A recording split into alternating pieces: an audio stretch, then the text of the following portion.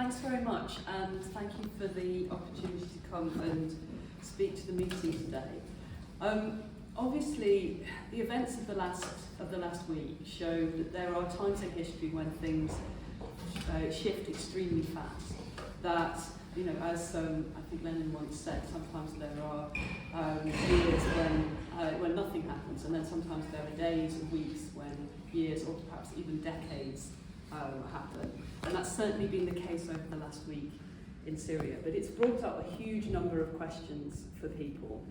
On the one hand, there's been, you know, a sort of barrage of footage of fighters from groups such as Tahrir al-Sham and other Syrian armed groups, apparently with absolute ease, bringing down a 50-year-old dictatorship and seeing the collapse of the al-Assad regime. Some people have hailed this as a continuation of the 2011 uprising, but for others, they have seen it as an outside force, an intervention by regional powers such as Turkey, something that's perhaps in collaboration with the Israelis, and that the beneficiaries will in fact be, they see as imperialist powers, and in particular that it will play a damaging role to the fight to liberate Palestine. And what I want to do in this meeting is to try and argue through some of those questions and put forward a perspective which is a perspective from revolutionary socialist perspective, that roots our analysis of what's going on in a perspective that looks at it from the interests and hopes of ordinary people. And firstly to say that actually one of the things that we can see about what has happened in the last week or so is that the struggle of ordinary people in Syria against dictatorship for a better world and a better society is something that we absolutely stand on their side. We stand with the people who want to bring down not just the Assad regime, but want to bring down all dictatorships. We stand with the people who want to not only open the doors of Sednaya prison, want to open the doors of prisons in Morocco, we want to open the doors of Tora prison in Egypt, we want to open the doors of prisons in this country. We stand against the state repression that we've seen accelerating against people here, including the Kurdish community, as was mentioned by the comrade at the beginning, the traveller community, and against protesters and people organising for Palestine. Because actually, across the world, ordinary people, working class people, we have a common interest against these states that oppress and organise for our exploitation. And that's the basic and most fundamental thing. We do not stand with any of these regimes. We have no trust with dictators, whatever flag they want to drape themselves in. And we absolutely stand in solidarity with people fighting for democracy, for freedom, and for social justice. And that also means, I would argue, that it's really important to maintain that independence from whether it's big or small powers in the Middle East, particularly when it's our own government, particularly when it's imperialist powers like the British government, but also the US. Britain's imperialist days go back much further than the US, but these days it's very much a second-rate power in terms of imperialism on the global stage. That we have to be absolutely principled in rejecting their attempts to make us part of this division of the world that they want to push through for their own interests. So again, one of the things that I think is really crucial about the position that revolutionary socialists have in relation to what's going on in Syria is that foreign powers should not be intervening in Syria. Our own government should have nothing to do with intervening in Syria, but also other powers in the region. The Iranian government, the Russian government should not be part of intervening in Syria. Syrians should have the right to decide what happens to their country themselves. But, and again there's another but in this process, in this another set of questions that generated from that. Actually, there won't be real liberation for Syrians until Palestinians are also free. That the state system in the region is one that sustains itself in multiple directions. Where the Israeli state's existence in the region as a racist apartheid state is a permanent source of instability in the region, and one that, unless that is dismantled, unless there is a liberated Palestine, which is on the basis of a single democratic state with full rights for all its citizens, and starts to put forward a perspective of how you can have real social transformation, that nobody will be really free, whether it's in Damascus, whether it's in Qamishli, whether it's in Aleppo, in Beirut, and certainly not in Gaza, or in Ramallah, or in Cairo. So I want to kind of move now to talk a little bit through some of these contradictions in a little bit more detail. And I think the first point to make here is to talk a bit about the nature of the regime in Syria, because one of the sources of confusion, I think, on the left has been the labelling that Bashar al-Assad's regime has given to itself over the years, and before that of the regime of Hafiz al-Assad, his father. I mean, actually, there's a bit of a clue there that if you have a regime that calls itself socialist and it passed on like a hereditary monarchy from father to son, it probably wasn't socialist. In fact, there was the Ataturk, who's a Syrian opposition activist, coined this phrase where he said it was, in Arabic, he said it was a jumlukiya, which is a mixture of jumhuriya, which is a republic, and monarchiya, which is a monarchy. A jumlukiya is a hereditary republic, which is exactly what describes the cronyist regime of the Ba'ath Party in Syria under the rule of the al-Assad's father and son. And this is important because there was a kind of progressive gloss given to this regime, which was a dictatorship, a state capitalist dictatorship. So the socialism that they talked about was one where the state dominated the economy. Actually, they modelled it in a lot of ways politically on the experience of the Soviet Union. We were very allied with the Soviet Union in the first few years of al-Assad's reign. That's one of the reasons why Russia still has bases inside Syria. But it was always based on the exploitation of ordinary Syrians, and it was actually based on often whipping up kind of forms of sectarianism, of conflict between the different religious groups inside Syria.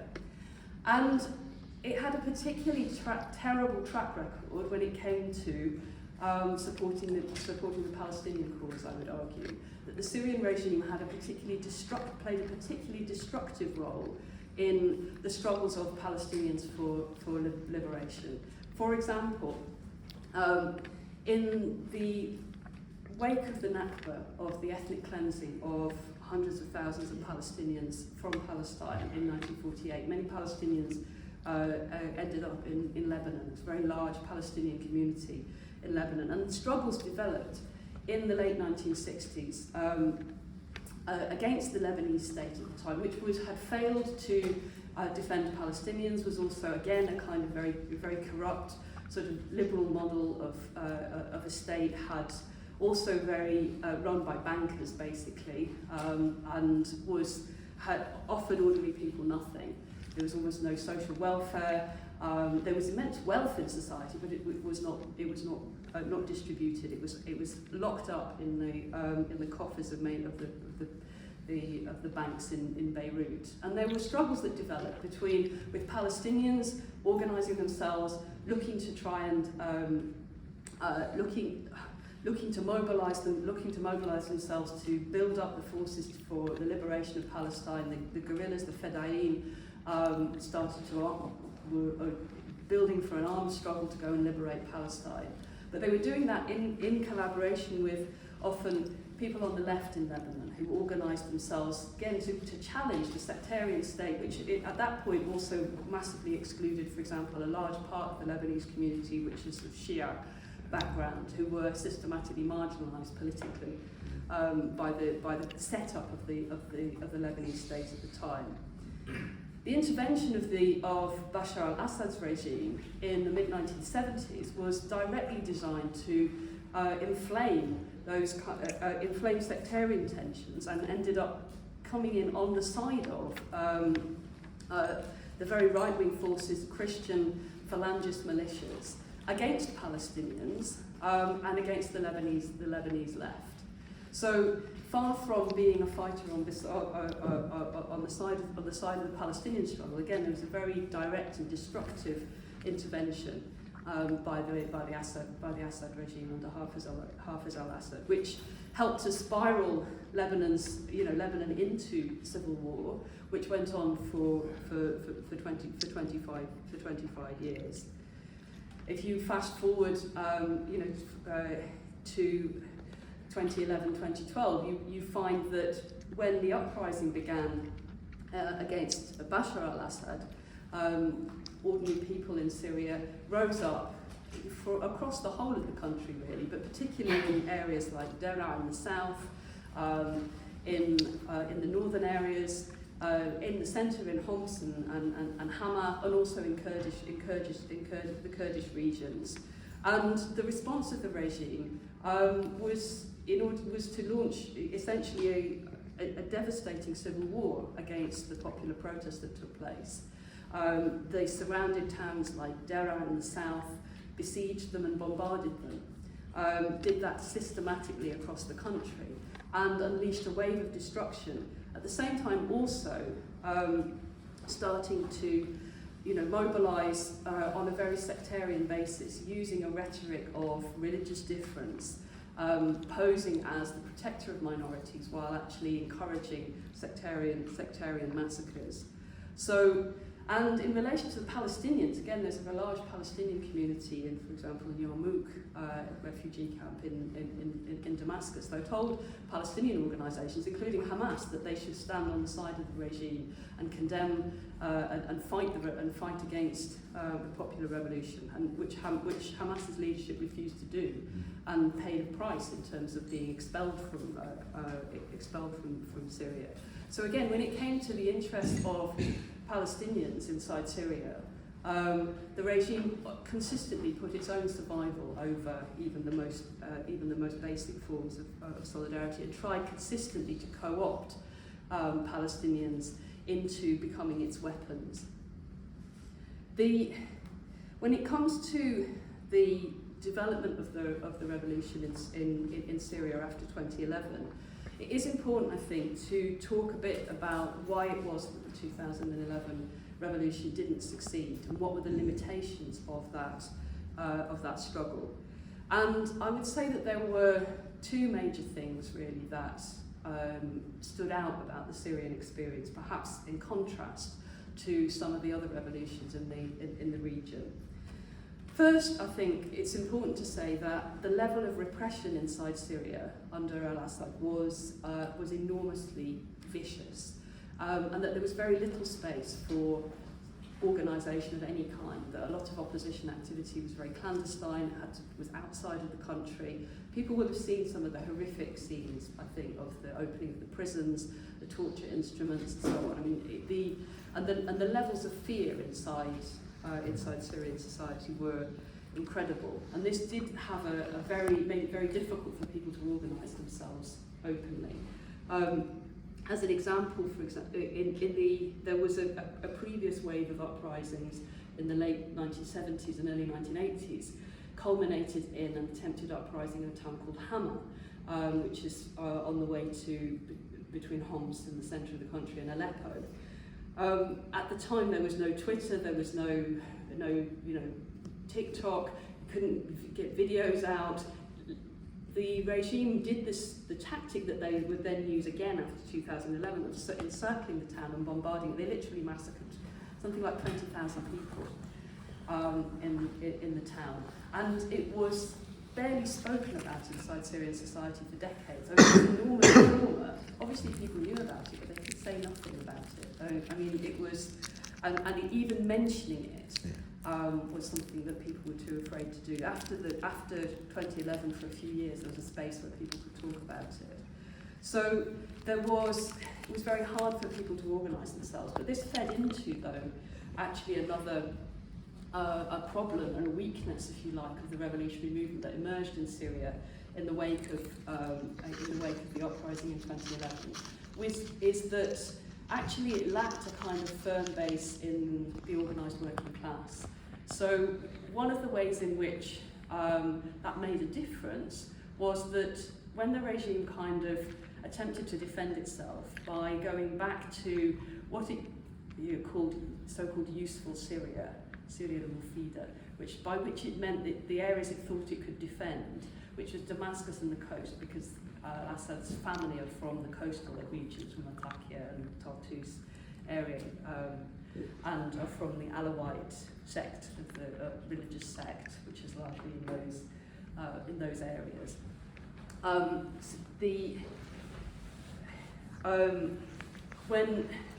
When the regime collapsed back on itself and withdrew from areas which had been in rebellion, it was still able to kind of dragoon people into the streets, to normal life to continue, for public services to function, rather than being convulsed by strikes, by civil disobedience and so on, which I think would have been the way in which you could have brought down the regime much quicker in 2011, 2012.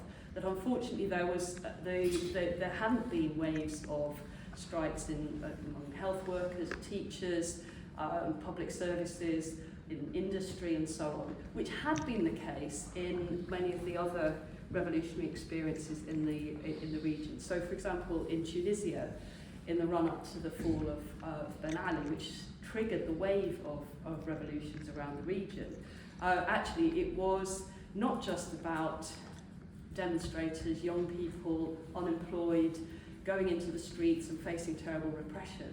It was when the trade unionists started to organise, when the general strike took place, over the police killings, over the state repression, that became an unstoppable force. So in the case of Tunisia, actually there's quite a powerful and well-organised trade union movement. In the case of Egypt, there wasn't such a centrally organised trade union movement, but there were mass strikes. 2 million workers went on strike in the run-up to the 2011 revolution. And Mubarak fell in the midst of a wave of strikes. Bus workers went on strike, military factories went on strike, Suez Canal workers went on strike. The state was unusable to Mubarak and his cronies. It crumbled in their hands in the capital city, in Cairo.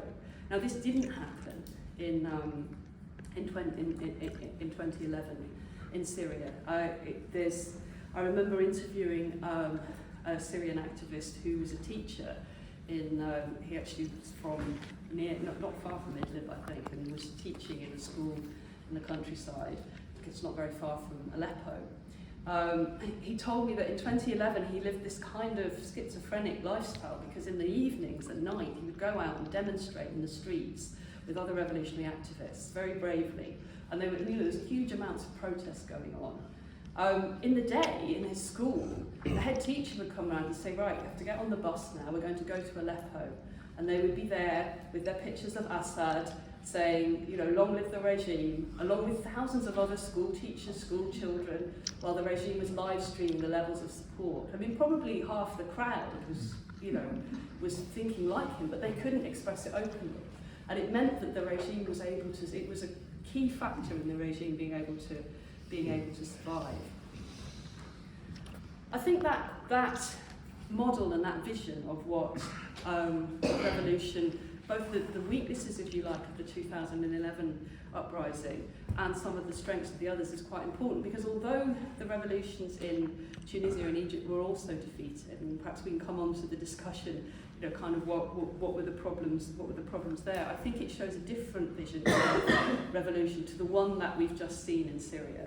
Because what we have seen in Syria is certainly a political revolution. The people who were in charge politically no longer are. I mean, and the collapse of the regime in that sense has, clearly this is something that, unfolded extremely quickly, but nevertheless has brought about significant change at the top of society. But on the other hand, it's a very, very narrow vision of political change. And in fact, the people who are currently in charge, the people around the leadership of Hayat Tahrir al-Sham, want to make it as narrow as possible. They were desperate to welcome, into a caretaker government, people from the old regime, the existing ministers. They're desperate to show that they are creating a government of technocrats, that is going to keep intact to a certain extent the structures of the Ba'athist state, but just slim them down and get rid of a lot of extraneous, large numbers of people working for the public service, as far as I can see. Maybe you don't read the Financial Times, but there's a very interesting article in the Financial Times where they sent a journalist to sit in a meeting about the reconstruction of Syria's civil service, which sounded like Elon Musk was in the room. They were basically saying, what we need to do is we need to sack all of these people who have too many people have jobs where they don't do anything, and that you have to slim down this bloated bureaucracy. Now, clearly there is vast amounts of corruption in the Syrian state, and there is vast amounts of squirreling away money that should be redistributed. But if that translates into an idea of laying off thousands of public sector workers, that is not going to be the basis on which you will rebuild Syria, and it won't be the thing that many ordinary people have risked their lives for by joining in the mobilisations that help to undermine the regime at the last moment. So it shows some of the huge dangers inherent in this situation. If the idea of this change is something that is contained simply in a very small number of people swapping over at the top, changing the number of stars on the flag, how will that actually bring about the kind of fundamental transformation that is needed? And then you have the huge problem of Israel. What is it that the Israelis are doing? The Israelis are not letting this new government just build itself up again. They have gone in and bombed large areas, they've destroyed large parts of weapons, the fleet, taken over large parts of Syria. And again, this underscores the idea that there is any possibility of a new Syrian state being allowed to emerge and just settle down and have democracy while the Israeli state exists, while the powers that back up the Israeli state and supporting them carrying out genocide in Gaza and destroying the south of Lebanon, they will not let people in Syria just let them be and go about their daily lives again.